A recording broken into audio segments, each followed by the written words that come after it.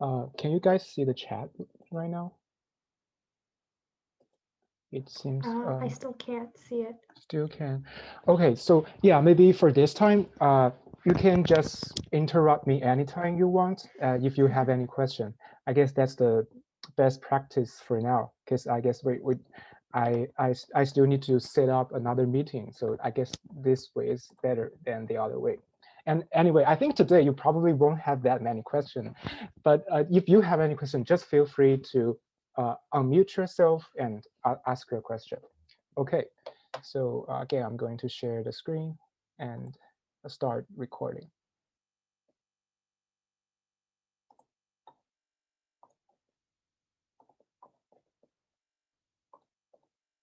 And also prepare your iClicker account because today we still have a couple of questions that I would like to polling. Okay, so as you see in the title, today we're going to talk about several small pieces that we have been missed out in the previous lecture. We're going to talk about the measurements, surveys, and some ethic issues in the study design.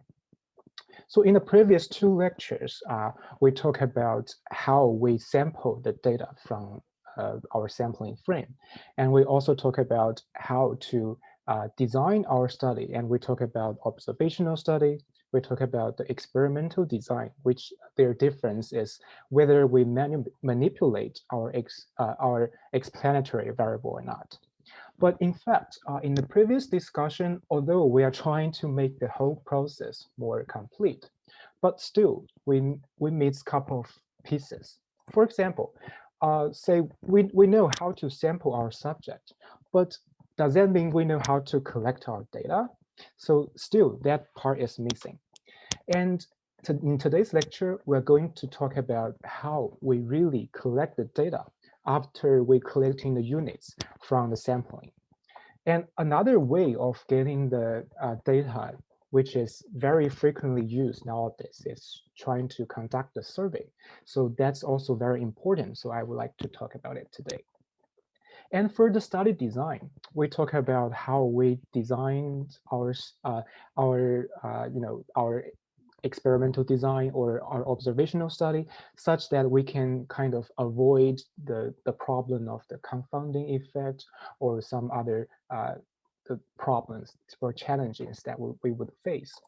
But there's one place that we didn't talk about, which is the ethic issue, because sometimes the point of we're trying to design our studies, we're trying to to explore the new knowledge for the say the human beings, right? But sometimes we need to make sure that what we do is really right. So that's another part that we really need to focus on. So in today's lecture, I'm going to look at each pieces one by one, and we first go through the most basic or the most important part that we're going through today, which is the measurement. So before I talk about the concept of the measurement, I would like to introduce an example. So say we have four dart players, and they are trying to hit the bullseyes in the board. So apparently for these four players, they have very different performance. So for player one, we can see that almost all of for each time, uh, all of the trial just hit in the middle of the both sides. So it's a really nice. And for player two, we can see that, okay, so this guy has a really stable performance in the sense that we didn't see a lot of changings scattering around, but it just none of them really hit the both side. And for player three, we can see that it seems this guy successfully aimed at the right direction, but it's just its performance is so unstable that almost there's no times that it really hits in the middle. And for the player four, we can see that, okay, this guy has both problems that appear in the player two and player three, that it is not exactly aiming at into the center, and also its performance is quite unstable in a sense that there's a lot of variation. So if you're going to give advice to these players, you probably give different advice for player 2 and for player 3. So for player 2, apparently your advice could be you need to aim better in the next time. And but for player 3, your advice could change into like you need to practice more so that you have a more stable performance. So these two difference of the player 2 and player 3. So although both of them did fail to hit in the bullseye, but their problem is different. So this is exactly reflected what we're going to discuss, which is the problems of the measurement. So we usually consider two type of the angle that we will look through the measurement. So if we look at the left two, so we can see that the good thing for the left two players is that both of them are aiming at the right place, which is at the center of the bullseye. So we would say these two measurements will have small bias. So if you consider each dot as our measurement, and what we are trying to capture is in the middle, which is our true value. So you can see that all of the dots in general, it's aiming at the right place. So we say it has a very small bias. And for the number 2 and number 4, you can see that they are aiming at the wrong place. So in that case, we would say they have a large bias. And from the other angle, like we're saying whether this player has a very stable performance, and we use another characteristic to describe it, which is the variation.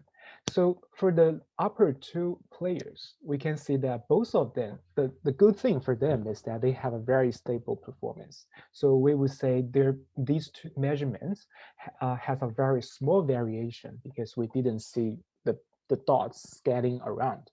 However, for player 3 and player 4, we would say they has a really large variation.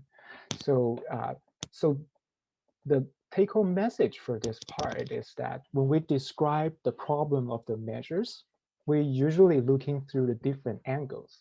So apparently 2 and 3, they both are not good measurements, but they have the different problems. And in the following discussion, we'll first discuss the variation part first, and then we'll go back to the bias. So for the variation, in fact, when we talk about the variation of the measurement, we need to aware that the variation of the measurement could coming from different parts. So the first part could coming from the measurement error, which is basically the error that's coming from how we measure our true values. So remember in the Cheetos example, we're trying to measure what's the walking distance for the cat walking every day. And what my friend taken is to use the Apple Watch to do that measurement. So say on one day, we know that our true value is 1.85, and my friend takes he takes 4 different watches to measure it simultaneously. So of course, the different watch could give different measurement because of they have the technical variation in the device. So we can see we have 0.14 and 1.88, 1.92, 1.78. So all of these measurements, they are not exactly the same as our true value, but they are kind of more or less than the true value. So this variation is entirely coming from how we measure it, and our true value is always the same. And another type of the variation for our measurement is actually coming from the true value itself. It could be because we measure the subject at the different times, or it could entirely because we have different individuals. For example, if we measure the distance of the cat walking on different days, we could end up with different measurement. And for this variation, it's just because of the true value itself is changing. It's not because of how we measure it. So even if for the first measurement, we know that we are trying to measure what's the walking distance. So say we finally get 1.88. So this 1.88 reflects the source of the variation. One source is coming from the changing of the cat walking itself, and another source is coming from how we measure it. So after discussing how to decompose the source of the different variation, now we look at the bias part. So say if we regard our middle point of the bullseye as the true value, and in reality, we actually measure some point which is located at this place, and we can see that our real measurement is different from our true value. So there is a discrepancy over here. And sometimes we can decompose this discrepancy into two different parts or two different sources. So remember, our measurement is coming from a set of the measurements. So there's a lot of dots over here, and all of them are measured by ourselves. So remember, when we're trying to describe the average level of the measurement, what characteristic do we pick? We pick the center characteristic, right? Such as the mean and median. So in our case, we can use our center characteristics to find what's the average level of our measurement. So in this case, we can re-express our original difference of the measurement and the true value into two parts.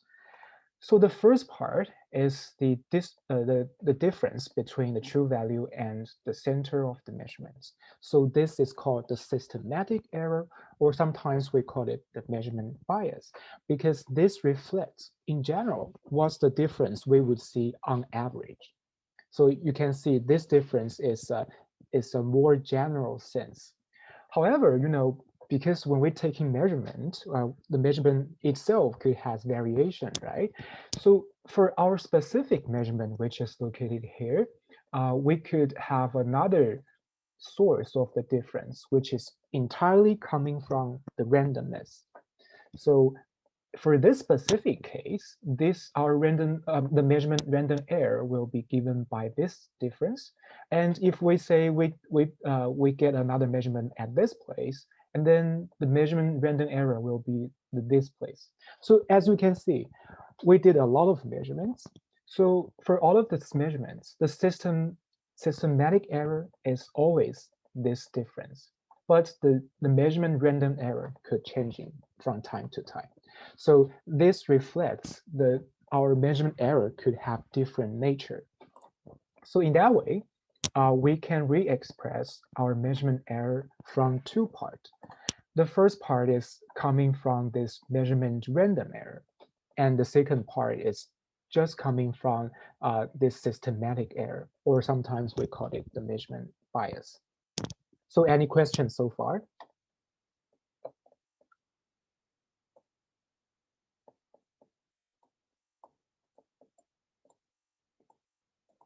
Okay, if there's no question, then we'll go ahead. So in this way, what's the implication for this decomposition is that we kind of can re-express our measured value into three different parts.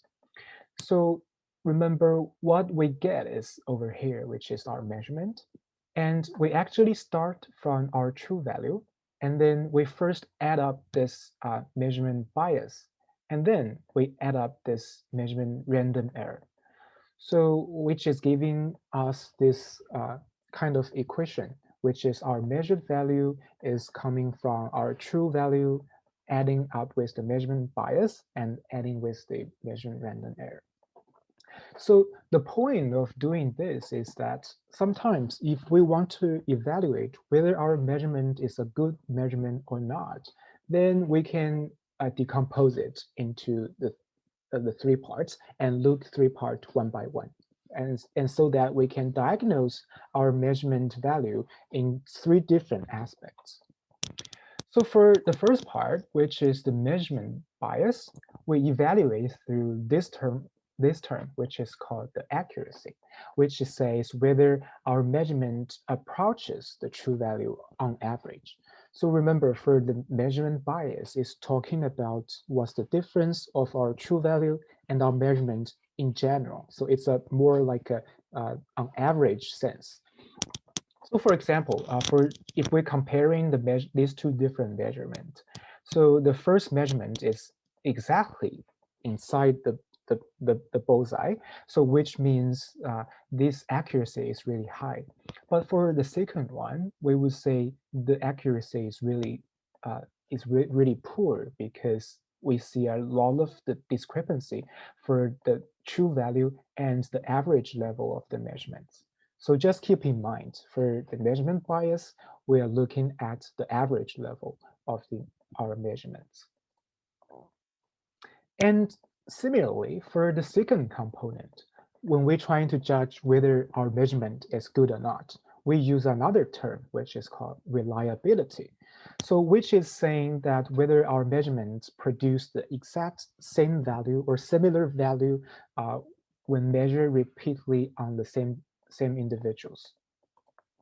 So if we're comparing these two different measurements, we can see that the upper measurement, although it's poor in the measurement bias, but in terms of the measurement random error, it has a pretty good performance, because we can see for each dot, the difference of the dot to the center of itself is very small, right?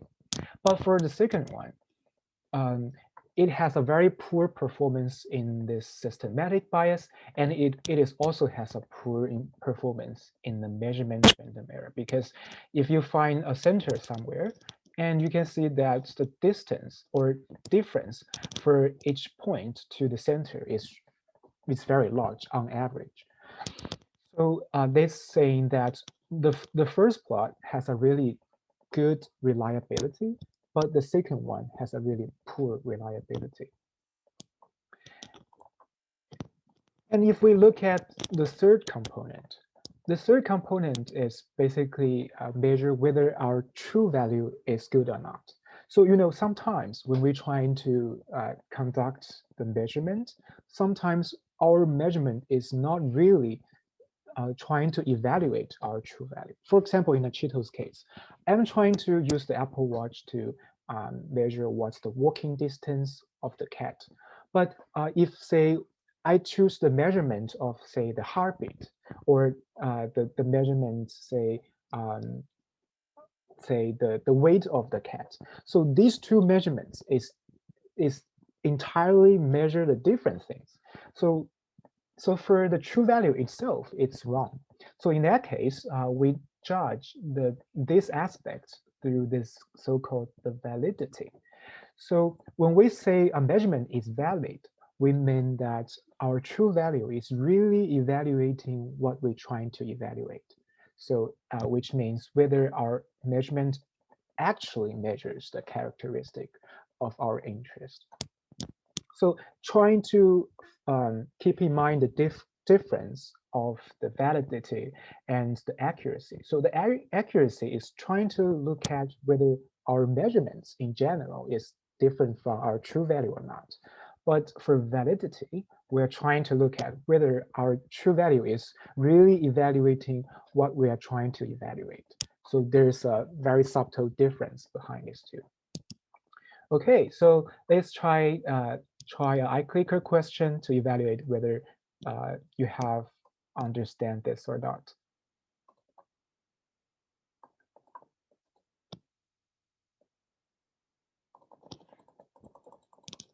And so far, if you have any question, just feel free to interrupt me and ask your question.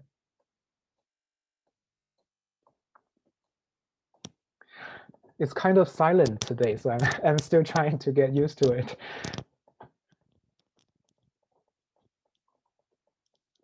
Yeah, I think everybody did quite good for this question. So the answer is A, it's the validity. So because this question is asking that we are trying to measure the happiness by the IQ test. So IQ test is basically evaluating the intelligence performance, which is not really what we are trying to evaluate in the happiness. So for this type of the measurement, the true value itself is wrong because we are measured the exactly wrong thing. So in this case, okay, I noticed a student raise hand. Can you unmute yourself and ask the question? Yeah, so I was wondering, so for the true value, are we setting the true value as a 0 point where we add or minus the bias or the errors? Or are we saying it's going to be a complex model of something where have a value in somewhere and the bias is added up on there? The true value is the value itself. Like I guess this example is, it does not have to be coming from your model. It has nothing to do with your model or something like that. It's just the value that itself. Like for this example, the walking distance of the cat, we have different distance, right? And for each one themselves, they are true values. And for example, for the first true values, it's 1.85. So it is what it is. It's not coming from how we introduce the models or measure it or something like that. It is not, has nothing to do with our measurement. So the true value, it's the uh, the the intrinsic value itself. It's completely unrelated to the models. So it's more like an aim you're trying to get that. Exactly. Yeah. Okay. So Thank you. yeah, so there's no artificial thing. It's the underlying the true things in itself. Any other question? I have a question. Could you re-explain reliability? I didn't really fully catch it. Okay, you. so the reliability is coming from our second component, which is the measurement random error. So maybe I use this one is more straightforward.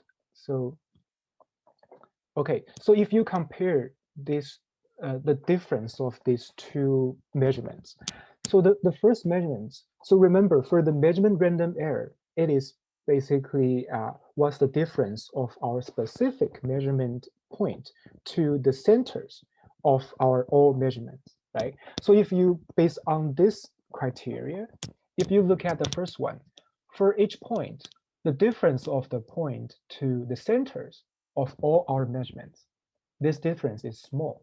So this difference is small, which means we have a very small measurement random error. And that would means we have a more reliability in this measurement. However, for the second one, you can see that if we have a center in somewhere and the difference of the point to the center is much larger than the first one, right? And in that case, we would say the second measurement is less reliable than the first one. So the reliability is trying to evaluate what's the variation of our measurement. So it has nothing to do with our true value. It's just talking about our measurement. Like if you repeatedly measure your measurement a lot of times, whether you get you are jumping back and forth, or you just accurately measured something which is around your mean value of your measurement. So it has nothing to do with the true value. It's just talking about the measurement itself. So yeah, so I guess this part, we are just trying to use the different angles to look at what's wrong with our measurement. So this could be our three different direction we could thinking about every time when we get a new measurement. Okay, then we're heading to our second piece of today's lecture, which is about the survey. And in this part, I'm going to go through several common pitfalls that we're going to meet when we design the survey. So as you remember, we always say that survey is one important way to do the measurement. So that's why I think this part is also closely related to the previous part in the measurement. So remember, if you are trying to study something, you will design a lot of questions and trying to collect the feedbacks from the respondent. And one of the problem that is very common in designing of the survey is about the deliberate bias. So, for example, sometimes when the survey designer, when they put a question, they will put some the wording that will trying to leading our respondent to certain answer. So here is the example. So do you agree that abortion should be outlawed? But for this question, this designer add such kind of wording that the murder of the innocence of the beings to modify this abortion. And if you look at the results, so if we don't adding this wording, the response from our respondent will like the majority will of them would disagree.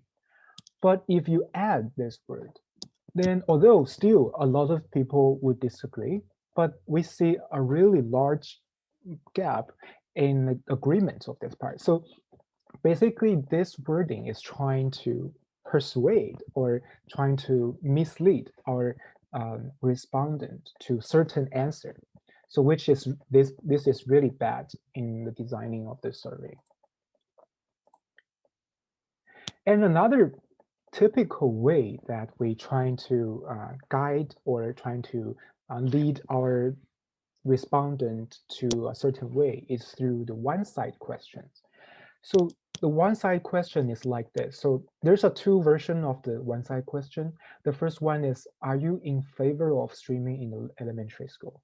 And the second one is, are you opposed to the streaming in elementary school? So both of these two questions are the one-side question because we're only looking at the favor part or the opposed part.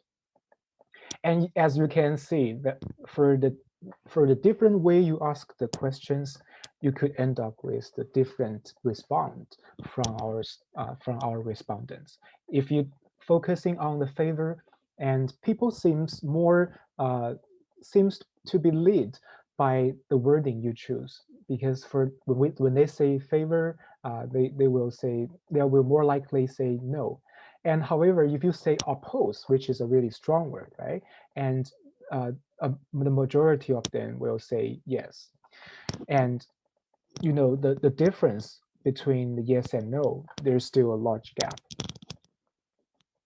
So for this one-side question, the misleading part is that you kind of just showing the one way of the question. So sometimes, you know, people are lazy, and when they read the question, they can be easily influenced by the wording you choose.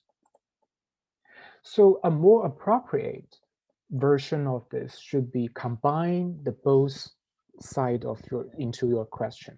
So which means the better version should be, are you in favor of or opposed to streaming in an elementary school? And if you're asking in this way, you are probably getting a more reliable results. And the third type of way to deliberately introducing the bias is to using some very, the emotional inducing words. So this example is relating to like whether it is good to or whether it should be make it legal to ask the doctors to assist the patients to end their life or commit suicide. You can see that for these two versions, the emotionally what it conveys, it could be different. So end their life is a more general wording, but the commit suicide is a little bit more serious and more emotional. So apparently for these two different wording, we could expect that the answer of the response could be different. So although the result is the same, it's just that, you know, people seems to be influenced by the word you use. So when we say commit suicide, it seems that a lot more people would oppose it because it seems that suicide itself is a really negative word and really bad word. So in that case, people can be just influenced by the words. Okay, so now let's did a quick check. So right now for the deliberate bias we're talking about so far, when we're trying to design our surveys, and what type of the problem it introduced? Did it introduce the influence our validity, or the reliability, or the accuracy?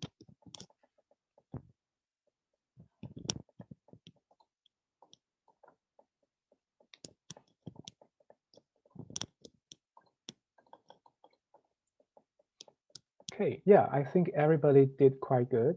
So the answer is accuracy. So remember, for when we're talking about survey, the point of doing the survey is trying to collect the measurement, right? So when we talk about measurement, it can only be the problem of B or C, because the validity is talking about the problem with our true value. So there's nothing wrong with our true value. And it's just the problem we introduce is that, because for example, the one-way question, we kind of leading the answers to a certain way. And for this leading, you can see that our results could be systematically different from our original true value, or even from our center. So in that case, it's reflecting that our accuracy could be problematic, because we're introducing the problem in the measurement bias. So that's why it should be C. Any question for this? Okay, then we'll go ahead. So far, we talked about some important pitfalls that could introduce the bias in the results of the survey. And sometimes we might not purposely to add in the bias, but it's just some of the wording, some of the word that we choose could mislead the people who read the question. So here is the example. So the example says, do you favor or oppose a university regulation that the first version is forbids use of the laptops for students sitting in the first two rows of the the classrooms. And for the second version, it changed into a negation word, which is does not allow. So in fact, if you compare the results of these two versions of the question, you can see that when you choose the not allowed, people are more likely to oppose it, and then you just use the forbid. This is because the negative word not sometimes could be really misleading. As I said, people usually, you can regard people as very lazy, because when they read the question, they kind of jump back and through the words. So sometimes they usually ignore the word not or never, some negation words like that. And in that case, they will actually come into an opposite results. So which is really, which is a more like a psychological phenomenon that appear in the survey. So in this case, when we designed the survey, we usually need to avoid the words such as the not, never, or something like that, so that our wording of the survey could be more straightforward. And sorry, yeah, any question? Yeah, I'm just wondering, how is this different than the bias we just talked about? Because they seem like both are different on the wording to be misleading, right? So yeah, so for the bias, for the first part, the bias could be more straightforward in the sense that we know that we are leading our results into certain direction. For example, in the one-side question, whether we use the word the favor or oppose, we are actually leading to a specific direction that we know. But for the second part, the misunderstanding, sometimes we just don't know like which direction we are trying to to lead our results to, but it's just that some words could, to make our results more subject to more variation. So that's the problem that introducing from the misunderstanding. So does that still fall under the reliability?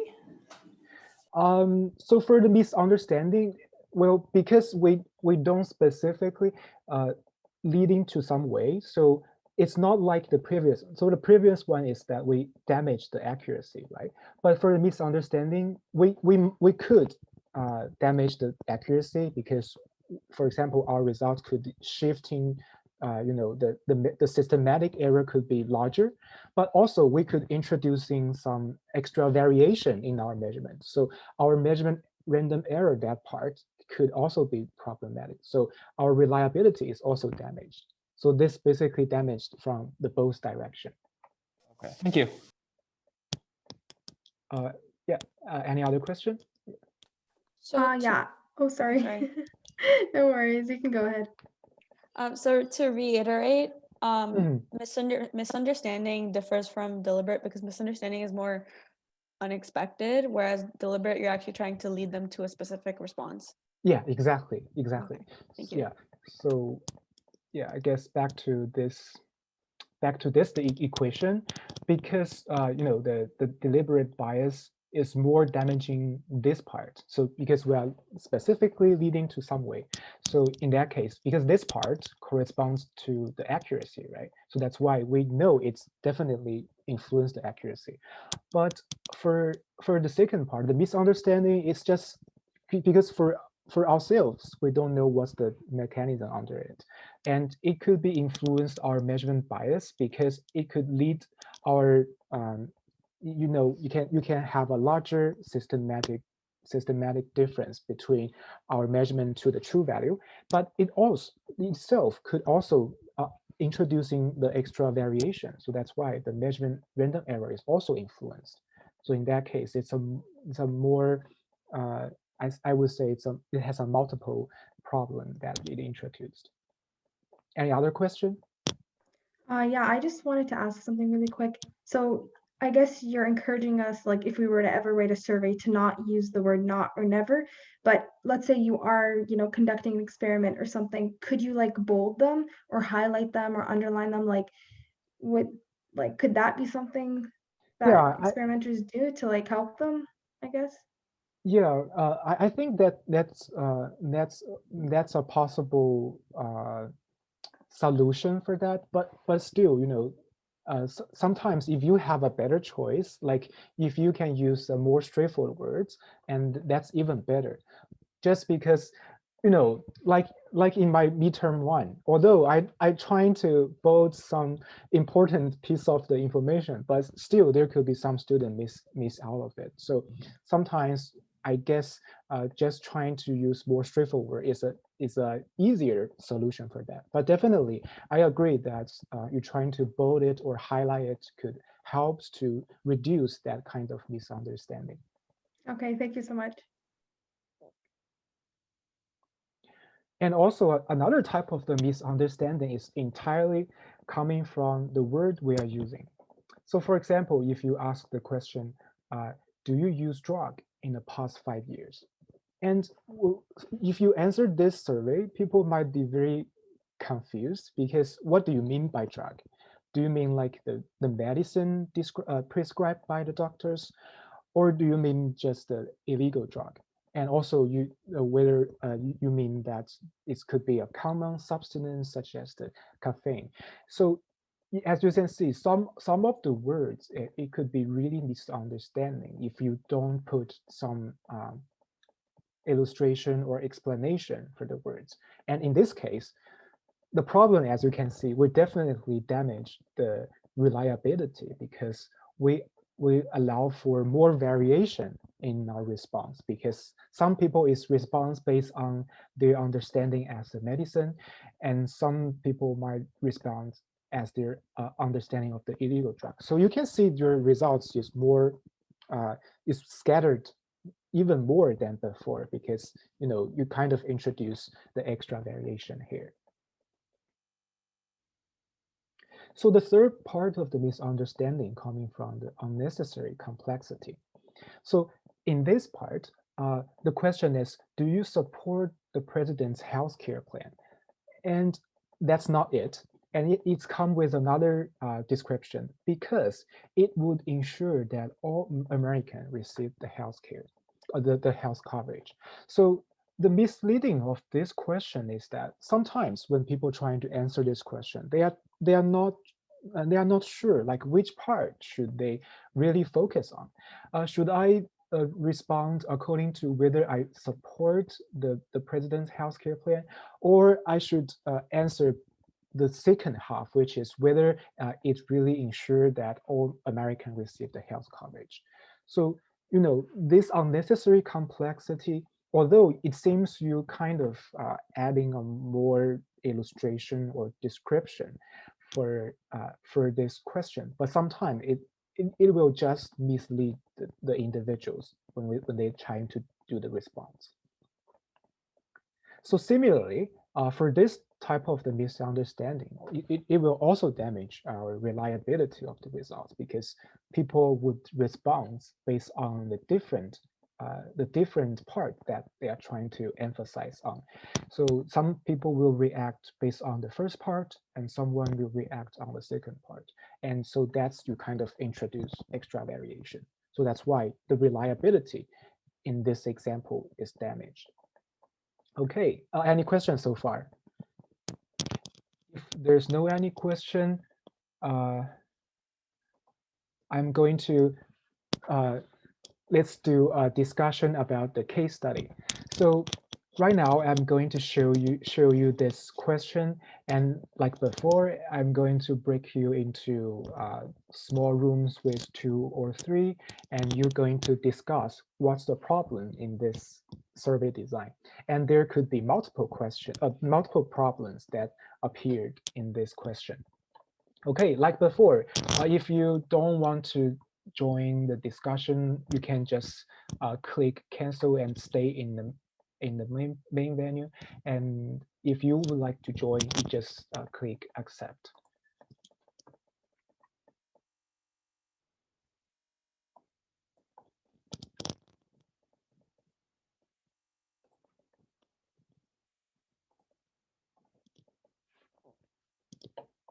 So I'll give you around 8 minutes to discuss it.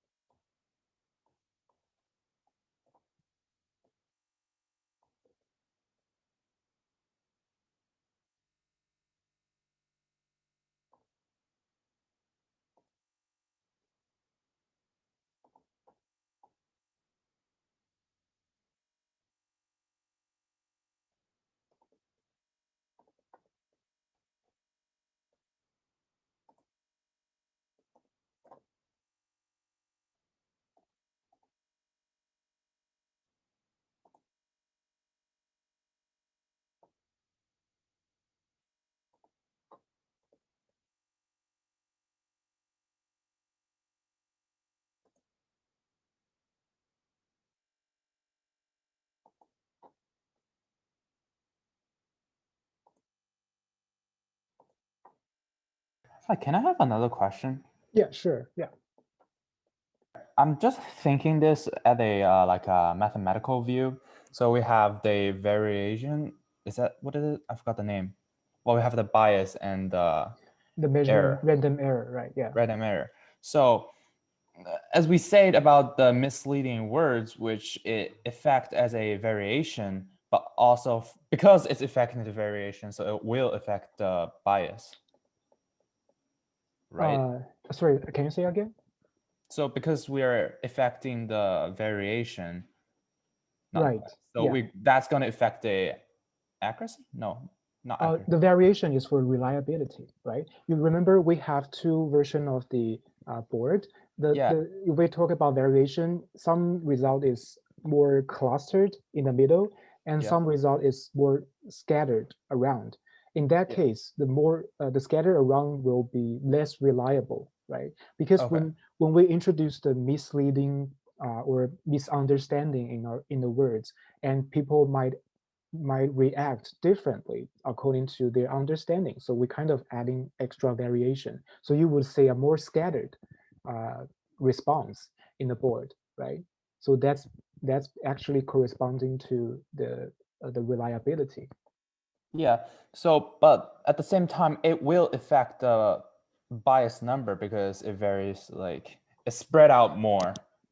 Uh, well, spread out more doesn't have to be influence the bias itself, right? Because you remember our, let me show you this graph.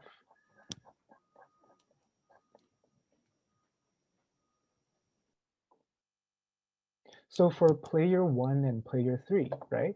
So player 3 has a larger variation, but still it has a very small bias because on average, the average is close to the true value, right? So for player 3, this measure is still very accurate because the difference, the systematic bias is very small, right? So for the variation, it has nothing to do with the bias itself because the variation is just describe what's the point to the center of it. It has nothing to do with the true value. But when we talk about bias is comparing our measurement, the center to the true value. So it's basically comparing the two different things. So more looking at like a whole when you're looking at bias. Exactly, in general, exactly. So Okay. you like what's the average difference? It's Okay. yeah, like that. But of course, for the misunderstanding, it could influence the accuracy because you probably will leading to our response into certain way. So that's why I say it could has a multiple influence. But definitely it will influence the reliability because we would expect a larger variation in the response. Thank you. No problem.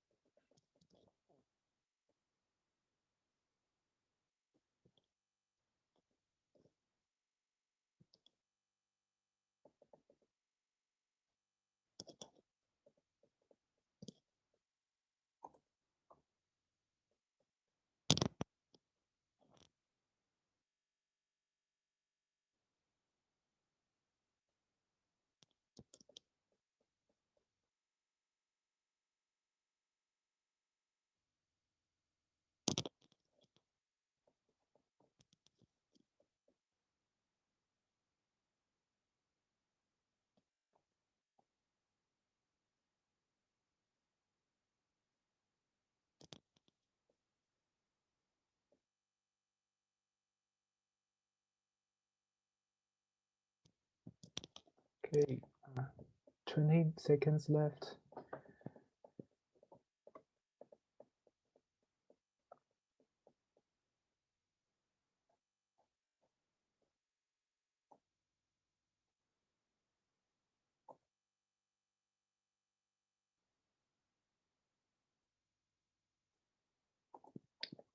Okay, I guess everybody is back to the planetary right now. So can anyone share your answer to everybody? You can just unmute yourself. Like, what's the problem, you think? Yeah, Lauren, I saw you. So there were a few that we talked about. The first one is it starts with "Do you agree?" So again, it's like leading us that we should be either agreeing with what's following. So that was the first thing. And then it also says should not be allowed. So that might be confusing in case they miss it. They might think it should be allowed.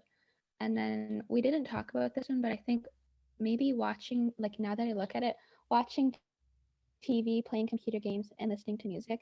That's really long. I'm not sure if that's like a problem, but maybe that could be synthesized into something a little smaller.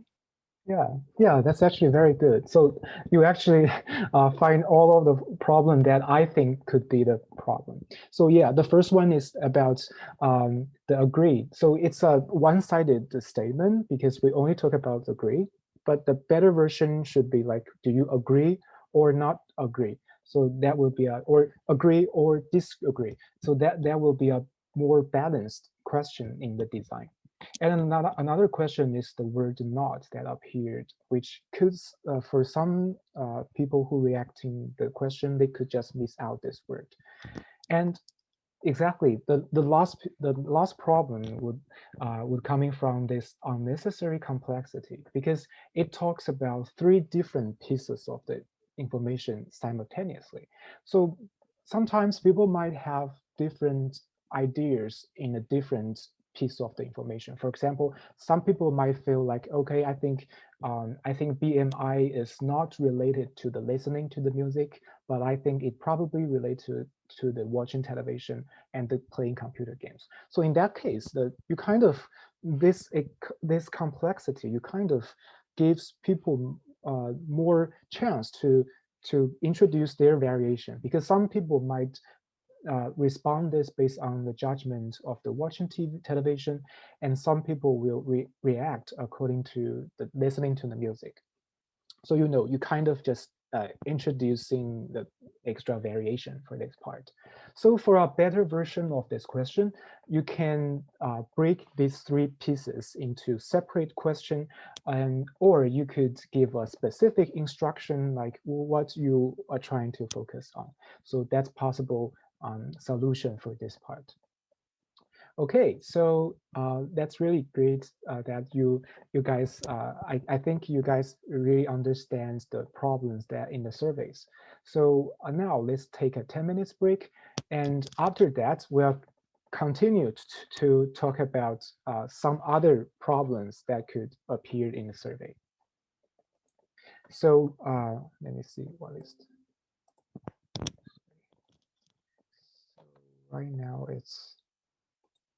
So right now it's 2:30. So we'll coming back at 2:37.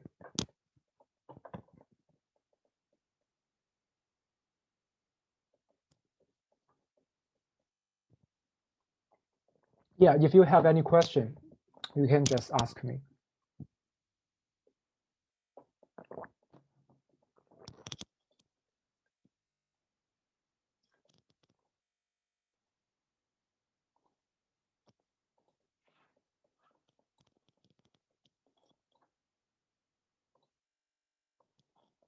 And I used iClicker to collect the short answer. If you have any question, you can, if you don't want to like asking through the video, you can type your question through the iClicker.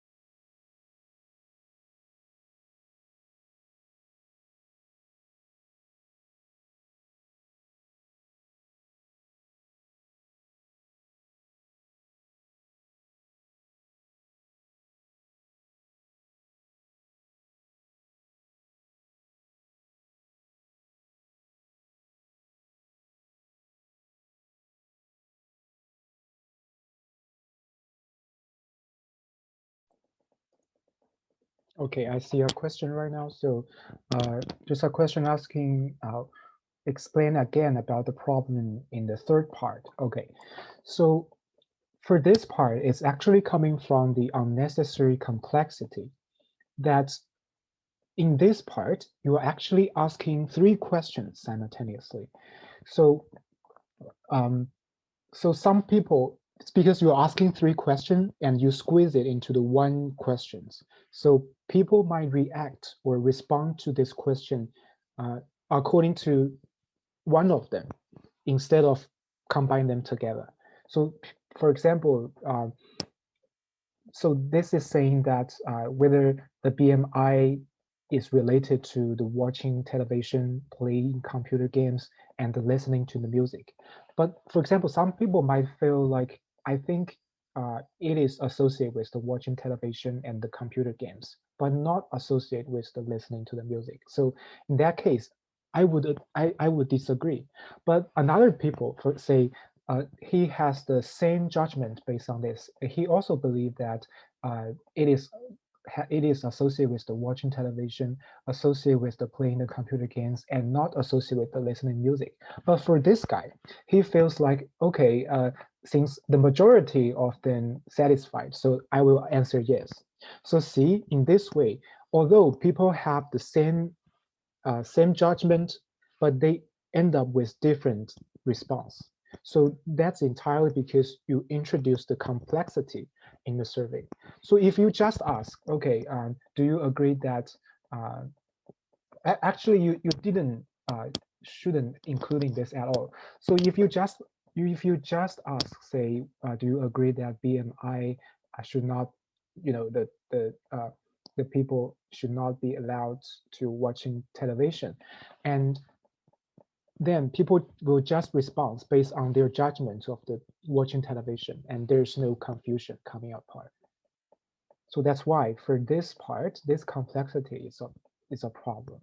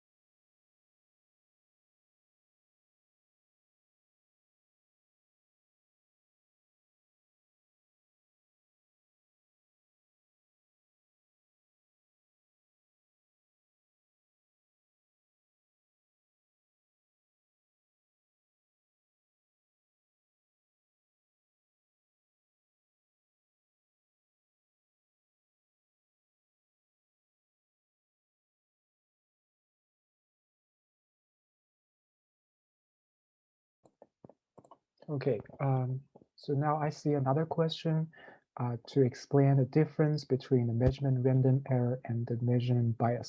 Yeah, I agree. For the first learner, these two concepts are really confusing, and um, it's actually take me a lot of time to tell the difference at the first two. So yeah, it's totally understanding that these two words could be very misleading. So maybe you can try to memorize this graph. So basically, the measurement random error is trying to tell uh, trying to tell how stable our performance in the measurement, right?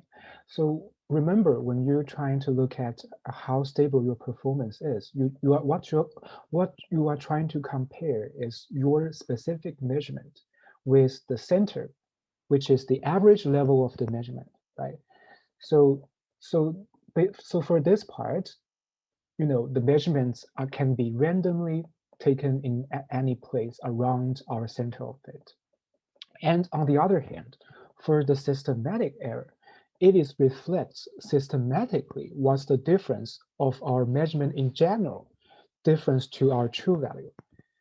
So for the measurement bias is actually comparing to our measurement in general with the true value.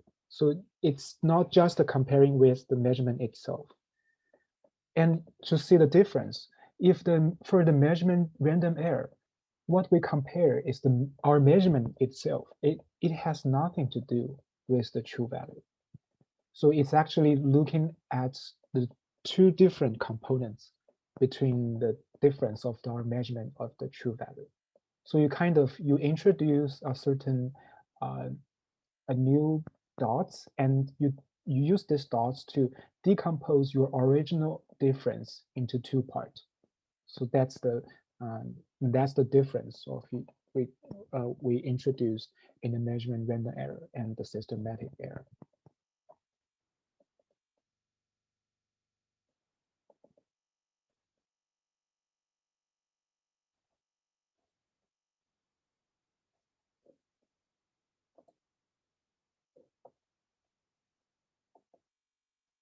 So I guess I would like to explain this a little bit more. So if you look back to the 4 players plots, so you can see that what's the difference of the player 2 and the player 3? So both of them are far from the center, right? But the problem is different. So for player 2, you can see that the problem is actually their bias, because the difference of the true value and the average level of the measurements is quite large. So this is reflected in the systematic bias, or the systematic error, or the measurement bias, which is the third component in our equation. And for player 3, although this performance is bad, but it's not because of the bias. Because if you look at average of these dots, the average of these dots is actually located in the middle, right? So which means the difference of the true value to the average level is very small.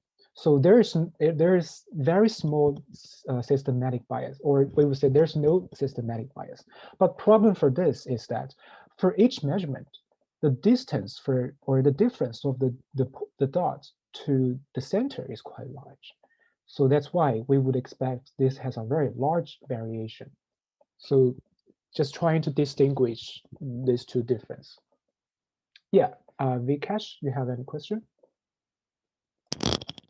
Yeah, my question pertains to true value. So the bullseye scenario has me a little confused, because in this situation, obviously the true value is the middle. But say I'm conducting a survey, what would the true value be in any of the other examples that you gave us? So for the surveyed example, we usually consider our true value is really what we consider. So for the survey, we never talk about the validity, because the survey is a measurement, right? And for a measurement, we don't consider what's the problem of the true value of itself, because all of what we get from the survey is a measurement. So for the measurement, we just talk about the measurement bias and for measurement error. So that's survey. So if you consider this part, so you can understand our survey as an Apple Watch. So Apple Watch, what it telling us is what's our measure itself, and we cannot judge the problem in the survey to consider its problem in the true value, because for this part we consider our true value is fixed. We consider it is always true in our survey. So that's why in all our discussion of the second part, in the survey part, we just talk about its problem in the measurement error, and we don't suspect their problem in the true value. We just consider it is valid. It is always valid in that case. We just assume that kind of. Okay, so the true value is essentially, is it subjective, or is it like a value that we see the most often, so we decide that that's going to be the true value? I think true value is very objective. It's not subjective, because true value is what it is. So, but for a lot of time, true value is not observable. It's not known to us. So, for example, for this question, true value could be the percentage of the population that believe abortion should be outlawed. So that could be the true value for in this case. And for a lot of time, our true value is just unobserved. We don't really know our true value. So when we talk about the survey, we just look at the measurement part. Okay, I understand. Thank you. Okay, no problem. Any other question in the first half of the lecture? Yeah, I just have a question, but it's about the bias. If we could go back to that, okay? Yeah. You said that bias was like a really like bad thing, obviously used in surveys, but like, is there any opportunity where it could be used for good, or is it like strictly bad? You mean like the bias can contribute to the? Why do you think bias could be not bad? Well, I don't know. I was just thinking in senses of like, I'm not sure. Because, actually, I don't know now, but I was just, yeah, I was just trying to clarify. Okay, yeah, because I guess what the message that I'm trying to convey here is that you know, because when you giving survey, you are trying to evaluate your true value, right? And for your true value, which is unknown, so that's why you are trying to identify it out. But sometimes when you create the tools, which is the survey that you use, and the survey give you the results, it's not really leading you to the true value, but leading you to some specific wrong place. And if that is the case, the conclusion you draw is what you thought is you thought you get the true value, but you actually not. So that's why I think it's really a bad thing, because you are kind of drawing a wrong conclusion based on your survey. So that's the main message I'm trying to explain. Okay, so the reason it's bad is not because of like the type of information you're looking for, it's because it affects the accuracy of the information? Exactly. So because you could draw a wrong conclusion, right? Or you could, or the what you are looking at is actually not your true value, but you are trying to measure a different thing. So that's the problem for the survey.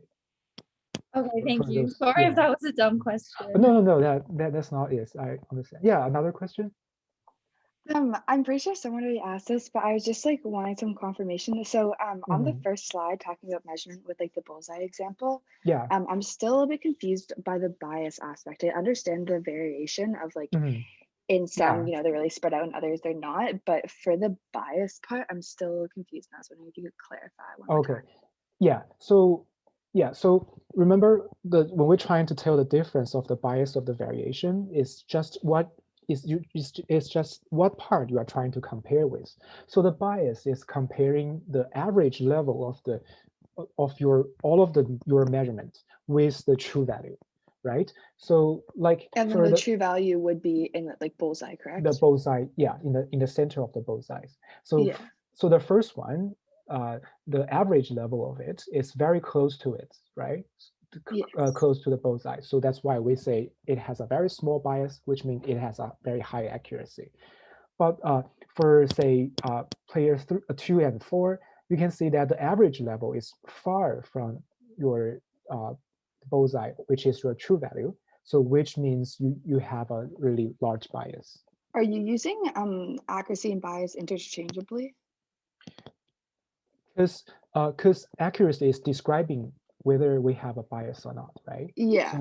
So yeah, Okay. I would say you could use it interchangeably. But they Okay, are not the perfect. same thing, because the bias is the problem, but accuracy is a measure, right? But well, we use the accuracy to describe whether it's a measurement bias. Okay. Okay. Thank you. Yeah, no problem. Okay, so let's continue with the problem of the surveys. So that's not all the problems so far. So there's actually another very important feature that could appear in the survey. So I would say this part, the survey structure, would not be really problem, because we have different structure type of the questions, and actually for each type, it both have its pros and cons. So the first difference in the structure is the open versus the closed questions. So the open question is like you just ask your question, but you didn't put the multiple choices in your surveys. And instead, you kind of leave it in blank, and you can ask your the respondents to answer any answer they want. But for the closed question, it's kind of like the question itself is the same, but it's just you list the limited options, and you put it into the multiple choices, and so that you ask your respondents to choose from one of it. So I would say the both methods, the open and closed question, they both have pros and cons. So we can look at what's the advantage of it and what's the disadvantage for them.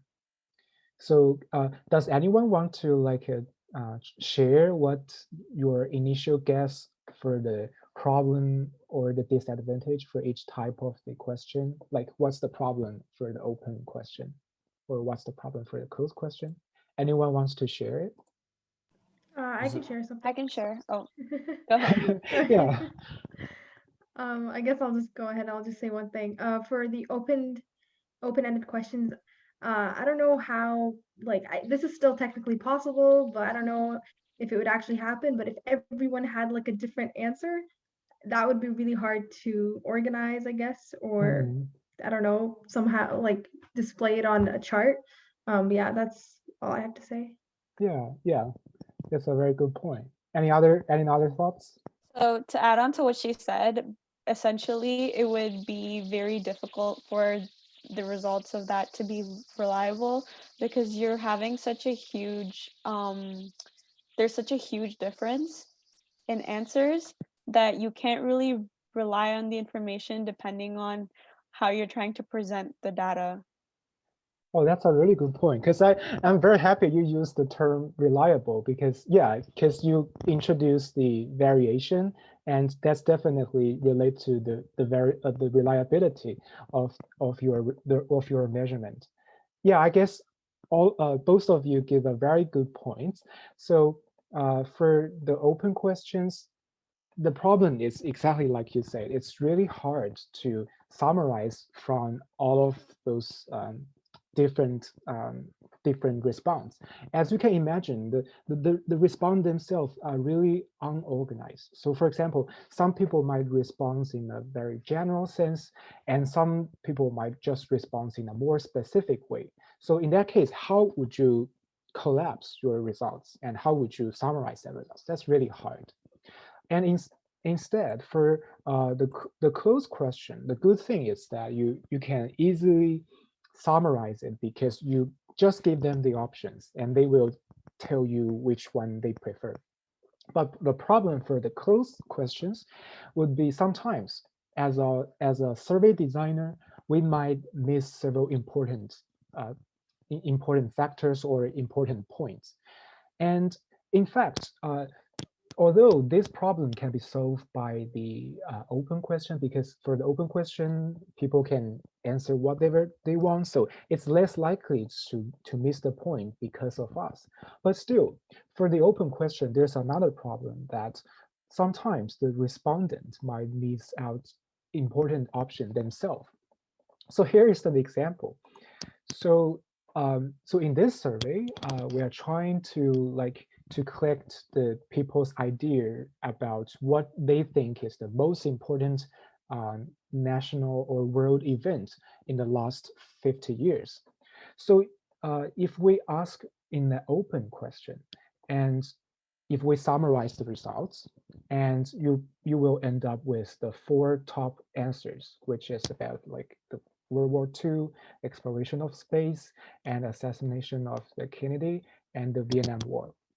However, if you design a question in a different way, say you adding another option, which is the invention of the computer, and it is in fact that the majority of the people will actually choose this option, although they didn't think up with it in the open questions. So in this example, you can see that for the open question, although it's quite open, but sometimes people just kind of miss up something they really think is really important. And for the open and question, the open and the closed question, I would like to comment that a more better practice or better solution for this type of question is to conduct a pilot survey. So, for example, in the first study, we only sample a smaller amount of people, and then we design an open question survey to ask them list their thinkings. And based on their response, we design a second survey, which is a closed survey. And in that case, we summarize their ideas according to the open questions, and then put them into different options, and give these closed surveys to a more larger population or more larger sample. And in that case, we would kind of avoid the problem that people missing something, or we miss something as the survey designer. And another option is that we can choose the semi-closed question. So like for the closed question, you can put the option others, and then you can ask people to fill in the blank if they choose the others. And in that case, we still possible to allow for some other unexpected answers. So still, there's a lot of other ways to think about this problem, but these two are possible solutions for trying to combine the advantage of both the open questions and the closed questions. And another very interesting fact that usually appear in a survey design is that sometimes the order of the question can really influence people's response. So in this example, in this study, the designer gave 2 different versions of the questionnaires to 2 groups of the students. And for the first group, they will see the both question. So in the question 1 is asking about how often do you use the sunscreen to protect you from the sunshine, say. And for the question 2, it is asking about what's the importance that you believe in the issue of the skin cancer. So as you can see, these 2 questions are actually very related with each other. And so this is for the first group of the student. And for the second group of the students, they will not see the question 1, but they will only see the question 2 alone. And in fact, although this student, they don't really have a difference for these 2 groups, but their answer could be quite different if depends on whether they see the question 1 or not.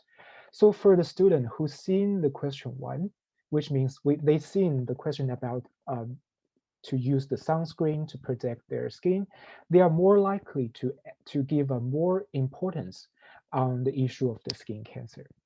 And for the individuals who didn't see the question 1, for the majority of them, they will believe it's less important comparing to the student who's seen the question 1.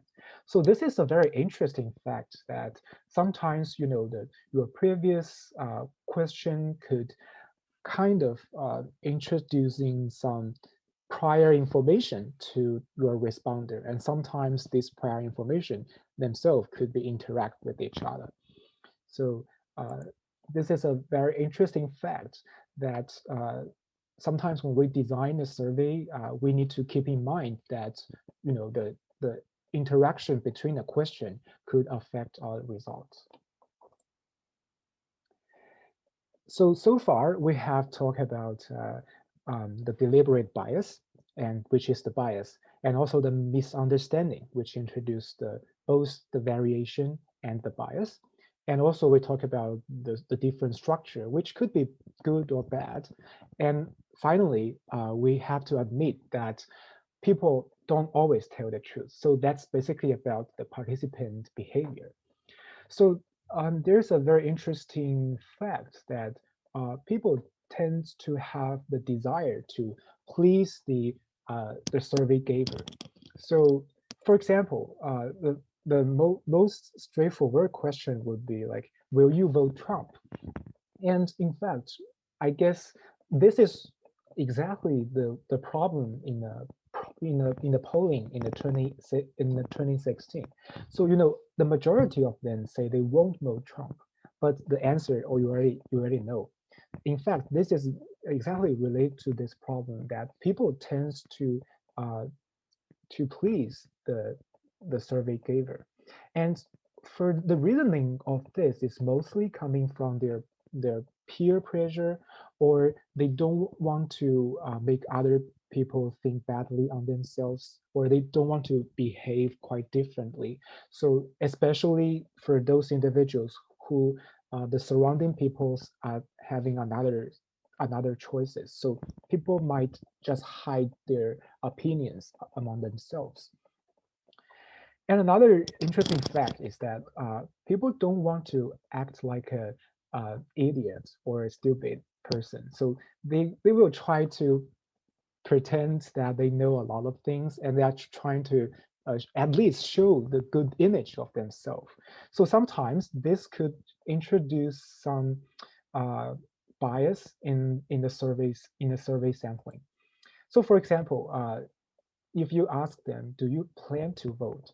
And the majority of them will say, yes, I will plan to vote, because they are trying to show in the image that they care about the politics, and they are very actively participants and in the national issue.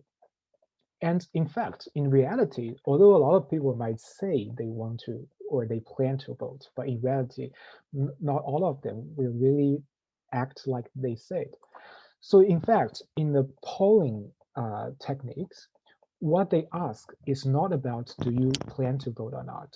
They usually ask another question, like where did you vote the last time? So in that case, the people will likely to be more genuine in the second question, because it's harder for them to hide their true situations.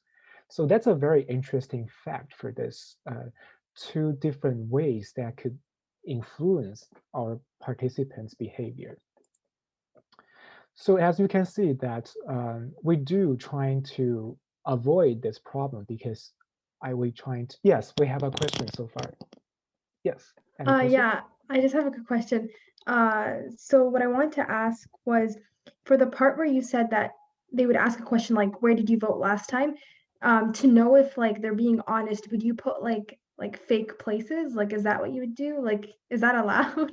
Um, Like, just make up like, I don't know, some random uh, names and then also have like a couple of real ones, I guess, and then based on that, do you see what I mean? Like, yeah, because I think you are trying to give a like specific solution to the bias introduced by the first question, right? I guess in the polling question, what they did is they just leave it open. They just leave okay, an I open see. question. Yeah, and people trying to, because for an open question, people you really have to think about the place, right? Yeah. It's really hard to fake a place for Mhm. the respondents. So that's why I guess that's how they get the more genuine response from the respondents. Perfect. And then just a follow-up question. Yeah. So let's say a person actually doesn't know what you're talking about for some reason. Like I know a lot of surveys, like before you do them, they ask you like, do you speak English well? Like, is that your first language or, something like that. Yeah, But let's yeah. say for some reason a person just doesn't know what a word is.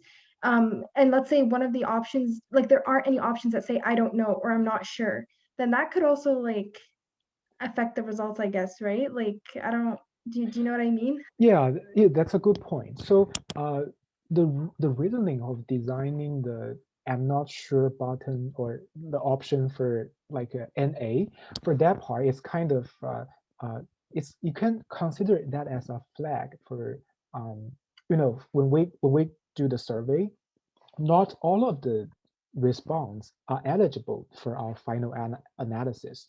So for the individual who don't speak English, if our survey is in English, then for that individual, it definitely their answer is not eligible because the misunderstanding could just introduce some extra bias. So you can consider the option of the I don't know or I don't speak English as a flag that we just be careful about the response of this individual, and we probably won't take it into our final analysis. So that's usually what analysts do when they trying to design the survey. Okay, thank you so much. Any other question? Okay, so yeah, so when it comes to this participant behavior, we do have some thoughts regarding how to solve this problem. So in fact, the best way to don't let people hide themselves is to make them sure that their privacy is protected. So basically here, there's two levels of the protection of their privacy. So the first level is called the confidential. So the confidential means that the researcher will promise that I will not release your identification information to the others. But in this case, I, as a researcher or as a survey giver, I do know what is your response, but I will keep it confidential. I will protect that information. I won't release it to others. And another way, which is an even higher level of the survey, which is the anonymous survey. And different from the confidential survey, in the anonymous survey, as a researcher, I don't even know what is your response. So in that case, what I just know is that what's the average level of the response in the population, but we don't know or we cannot tell who respond this survey and who respond that survey. So as you can imagine, for the anonymous survey, I would say it's the highest level of the privacy protection, and we would expect people could give a more genuine response. And for confidential, because people know that I know their response, and in that case, it's still possible for those respondents to trying to please me, right? So in that case, confidential level of the survey is not as good as the anonymous survey in the genuine response, but the benefit of doing confidential survey is that it's good for the researchers to follow up the study. So for example, if I received a very interesting interesting response, then I would like to follow up with the students or trying to ask them why they give this response. And so for confidential level, then I can do it this way. But for the anonymous, because I don't know who gave me this response, then I cannot do any follow-ups the study.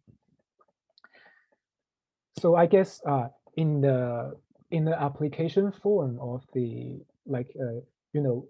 before you choosing the Zoom or ProctorTrack, I design a application form, and for that one you can consider it as the confidential study, because I know who gave me the form, but I won't tell it to the others. Because for that case, it is good to me to follow up with the student. For example, if they have the special needs in the exam, or they have some concern in the exam, so which is really nice. So talk about the survey, and I think it's a really good timing to let you know that there's a teaching feedback survey online right now. So this survey is actually designed by the university themselves, and so what you need to do is you just log into the feedback, the feedback.uwo.ca. So I think this survey could take you approximately 8 minutes to finish the survey. So this survey is just to help me to understand what's your understanding of the course, and help me to improve my teaching in the following term. So I hope you guys can give me a lot of advice, and I want to hear about your feeling about the course so far, and I will be really happy to know about that. And that will be really helpful for me too. And also for this survey, it's definitely anonymous, because I'm not the survey giver, so the university is the survey giver, but they will give me the feedback about your general response, but I cannot tell who gave me the survey. So yeah, I hope you guys can share with me about what's your thoughts about the question, about the course so far. So whether you feel I'm going too fast, too slow, or whether you feel the workload is too much, or you want to learn more, something like that. Everything is appreciated. Okay, any question? Yeah. I have a question. Is there any possible way that we could know, like, and you might have put it up, is there any way that we could know the average of the midterm? Like, did you post it anywhere? The average of midterm? I think I did post it, right? Because I believe in the quiz and the exam tab, you can see the average, right? And also in the previous lecture, I put the average of the midterm in the first slides of the first slide. Yeah, you can also learn from that. Yeah, but I think I could put it into the administrative tab to, if you want to like follow up what's the midterm average in every midterm. That would be nice. Yeah, I can do that. Okay, so yeah, so that's for our second part about the survey.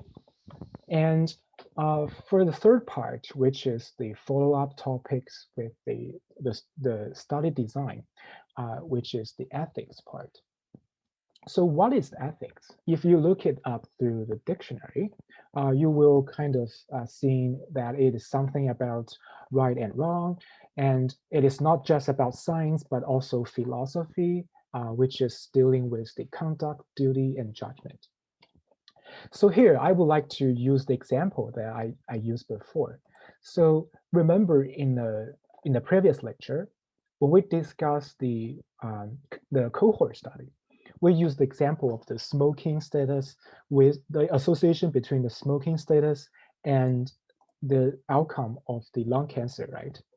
So the question right now is that, can we transform this cohort study into an experimental study, which means can we do randomization in our explanatory variable? So for example, say we have 2,000 male individuals, can we assign 1,000 of them to smoke and the remaining of them to be non-smokers? So technically, this is doable, right? So it is just to introduce a randomization, and you treat one group as the treatment group, which is taking the smoke, and another group is as the control group, which is the not taking the smoke. But so by study design is doable, but the problem is that this will be really bad in the ethics way, because especially for the smoking, this example, because smoking has been shown that there is enough evidence of the damage or the harm that the smoking could bring to the individuals. So in that case, if you deliberately assign some individuals to smoke, which is really go against our objective to the study, because our objective to the study is to trying to improve the general health of the population, right? And in that case, you're actually doing really harm to several individuals. So that's what the ethics about. So for the main issue of the ethics, so far, what I'm talking about is actually the first issue of the ethics, which is about trying to treat our participants in a good way. And because this part is a very important part, so I put the whole part into the independent video, and I will post it around in the Thursday. And for this video, it is relatively longer than the video in the previous weeks, because it takes around 16 minutes. Which is titled in Research Ethics in Canada. So there's also a post-video quiz coming up, following up with this video. And basically this is just telling you the first part, which is how do we treat our objects or treat our participants in a good way. However, this is not so the ethics is not all just about this. There's still a lot of other parts which is also associated with the ethics, and I'm going to talk about the other parts today. So another part that people usually ignored in ethics is their data quality, as well as their fairness of the data reporting or the results interpretation. So when it comes to the integrity of the data, what way could we compromise the integrity of the data? So usually this the compromise of the integrity is usually coming from certain, the personal or the political or the financial motives that the researcher could have. So one really bad example is in the history is the study of the sugar and the obesity, because I guess it's in the 1960s or sometime like that, because for the sugar industry, they really want to make people to consume more the sugar in a daily basis. So what they did is they sponsor a lot of researchers to trying to show that, okay, the obesity is mostly coming from the fat instead of the sugar. So in that case, you can see that for those sugar industry, they has a really strong financial motives to get a certain results. So what they did is they use certain research misconduct to force the results to be what they expected. And we are going to talk about this in the next slide. But what's the outcome of this? The outcome of this is the so-called the experimenter effects or the experimenter bias.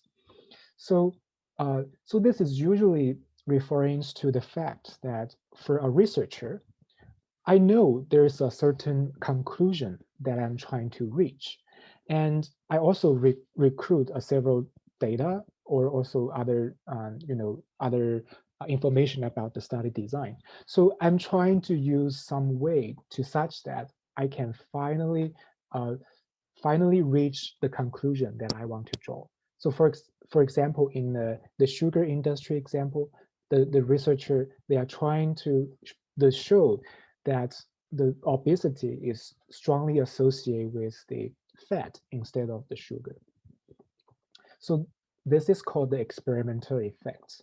But usually the experimental effects is not just about purposely the research change the conclusion or leads to a certain conclusion.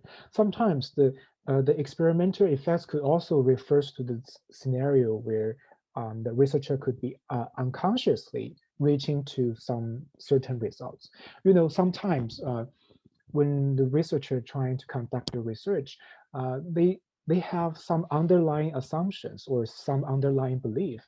So sometimes they just assume that that one is true. So when they trying to draw the conclusion, they always trying to make sure that every step is aligned with their initial guess or the initial conclusion.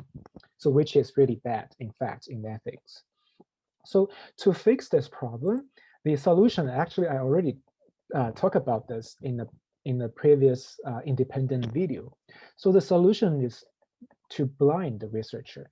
Remember in the previous video, we talked about the techniques of the doubly blind. So in that case, the researcher won't know which group is which. So in the example of the sugar industry, if we conduct a blind study, then the researcher won't know which group of individuals is taking the fat and which group is taking the sugar. So in that case, they won't they won't get chance to trying to shift their conclusion into certain group because they don't know which group is which. So that's a possible solution for that. So nowadays, for many clinical trial, the blinding is a very important part for the approval of the study design. So if you look at the protocol of the study design and in the FDA, you could realize that almost every study require that the researcher needs to be blind, and also the individual themselves should be blind too. So which is the so-called the double blind study. So now I discussed why we could or how our integrity in our study could be compromised. Then, so the next question is, how do people really conduct the research misconduct? So there's different ways to do that. So first of all, people could just select the data that in favor of the results. For example, in the sugar study, people might just include the individual who has the obesity and who takes the fats a lot, and also they include the individuals who doesn't have the obesity and also take the also consume the sugars a lot. In that case, we could lead to a biased result, right? And also they could purposely misinterpret or represent the data. And also they can, what's even worse is that they can alter or fabricate the data. So sincerely, my suggestion is never do any of this misconduct because, you know, as a statisticians, when you learn more about statistics, you will know that if you fabricate the data, it's very easy for a more experienced statisticians to identify that. For example, when we talk about the center characteristics, we talk about the mean, median, and mode, right? So basically all these center characteristics, as you can see, they are closely connected with each other. So if you modify one of it, but you didn't modify the others, and people could easily judge you, right? Why you have such kind of weird results, which is not aligned with the statistical facts. So in that case, my suggestion is never trying to alter or fabricate the data because that's really easy or very obvious to be found. So that's my sincere suggestion. Okay, so the take-home message for the ethics here is that what we are trying to do in the ethic part is that because our original goal or original objective in the study is to improve the welfare or improve the benefits for the general population. So to align with our final goal, so in our design of our study, we need to make sure that for each step, it will align with our original goal. And as you can see, for the ethics part, it's not just about the idea itself. It's actually a process. We first need to check whether we are right with each individual. Also, we need to make sure that our data quality is good, which we will go through a data quality control process. And also, we need to check about our final results and whether that is correctly represented or is correctly interpreted. So basically, the ethical research now is just about involve a lot of careful consideration and also your implication of the results. So in this process, today, we just talk about the second and the third one, the data quality and the fair reporting. And we leave the first part, which is the most important part in the independent video. So I hope you can watch it afterwards.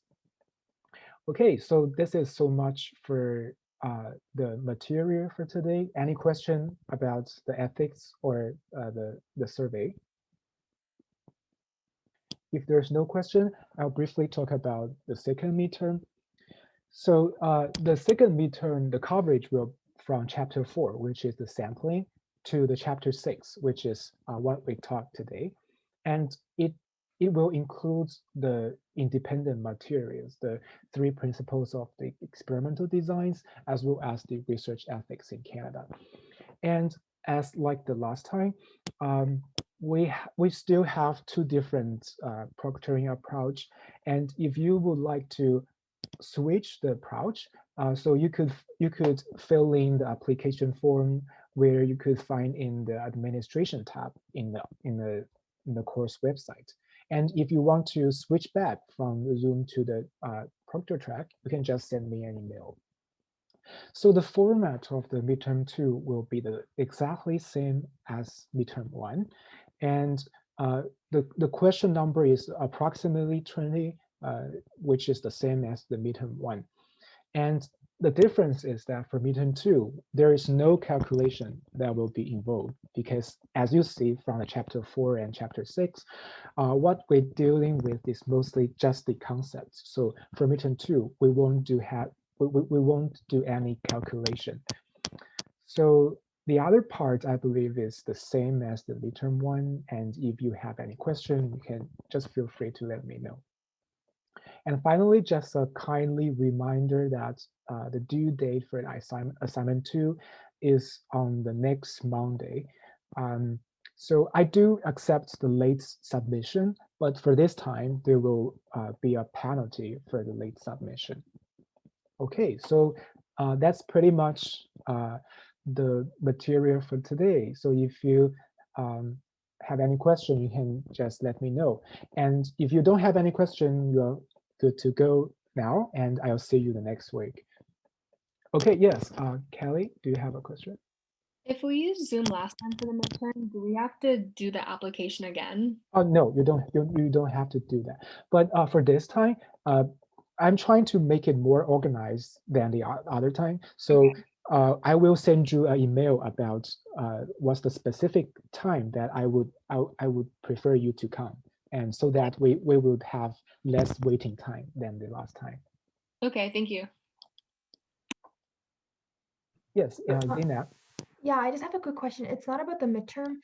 This is just about the iClicker app. If we sign in and then let's say we just like accidentally close the iClicker app, are we still signed in? Like, how does that work? Like, if we do it one time, does it show up and then? Yeah, I'm just not sure how that works on your end. Yeah. So the answer is yes, you are still signed in. It's just that there is a record that you will be signed out and sign back. Okay, I was just wondering. Okay, thank you. Yeah, no problem. Tori? Hi, I just had a question because Western, they sent out an email in regards to ProctorTrack about how its main one got hacked. So are we still using it even though Western says we shouldn't because of the hack? Oh, right. If there's, so I will check the function of it, I guess, 2 days or 3 days before the midterms, if it is still under attack, I will probably switch all of you into Zoom. But if this functionality is being fixed, I will probably just continue using the Proctor track. Okay, thank you so much. No problem. I'll let you know. Yeah. Okay, any other question?